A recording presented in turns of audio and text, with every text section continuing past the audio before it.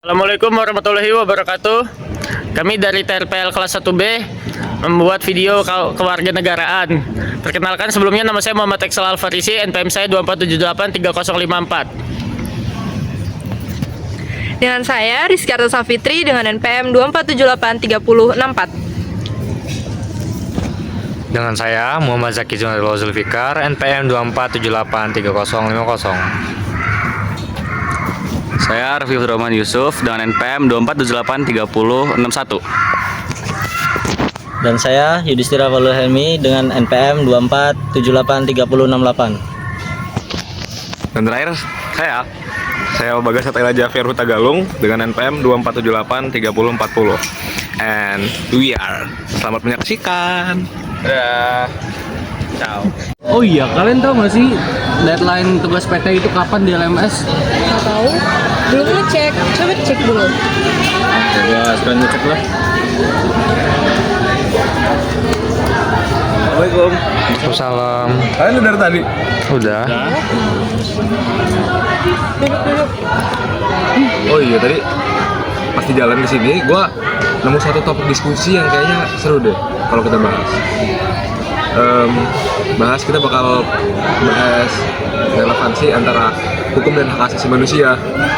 Apakah hukum itu benar-benar berlaku atau hanya sebagai alat gitu doang nggak sih? Hukum harusnya melindungi HAM, Bagas. Tapi nyatanya hukum yang digunakan untuk menekan yang lemah. Gak usah naif sih, Pi. Gak semua kebebasan bisa diakomodasikan tanpa batas. Bisnis gua aja sering bangkrut gara-gara aktivis kayak lo. Santai dong, sabar. Oh iya, Ki, kayaknya cerita lo relevan deh di topik obrolan kita kali ini. Oh iya, gue waktu itu cerita sama lo ya tentang temen gue yang waktu itu dipecat tanpa alasan. Terus waktu dilaporin, dia malah kayak diintimidasi gitu sama perusahaannya. Jadi kayak dia nggak punya power untuk bela hak dia. Terus jadinya dia yang malah kalah melawan perusahaan besar gitu. Ini sering terjadi. Kayaknya kita harus berdiri bersama deh untuk melawan ketidakadilan ini. Perusahaan besar juga kan punya aturan, Ki. Mana tahu temen lo emang langgar aturan itu.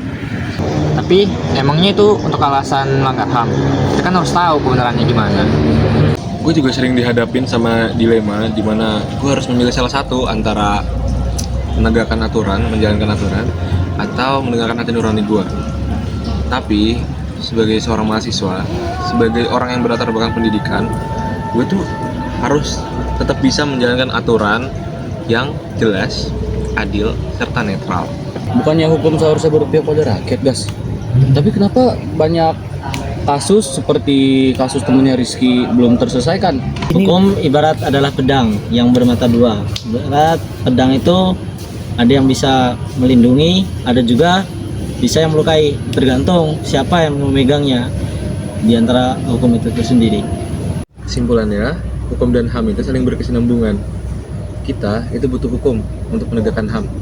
Tapi kita juga harus mampu memastikan bahwa hukum tersebut itu adil, sehingga keadilan hak asasi manusia dapat terpenuhi dan tercapai. Jadi tuh ya, sebenarnya tuh tugas kita itu ngawasin hukumnya sendiri itu loh, biar hukumnya itu nggak jadi alat penindasan. Oh gitu ya. Jadi sekarang gue jadi tahu ternyata masih banyak ya yang peduli tentang penegakan hukum dan HAM di Indonesia ini kayak kalian. Ngomong-ngomong, itu pemikiran yang bagus. Jadi hukum adalah alat, bukan tujuan, dan manusia adalah yang paling utama. Thank you ya Mas Idis. Gue bakal ingat terus sih kata-kata itu. Oh iya, ini kebetulan udah sore nih. Gimana kalau kita langsung ke Albana aja, kita siap-siap sholat asar? Boleh deh. Yuk. Yuk.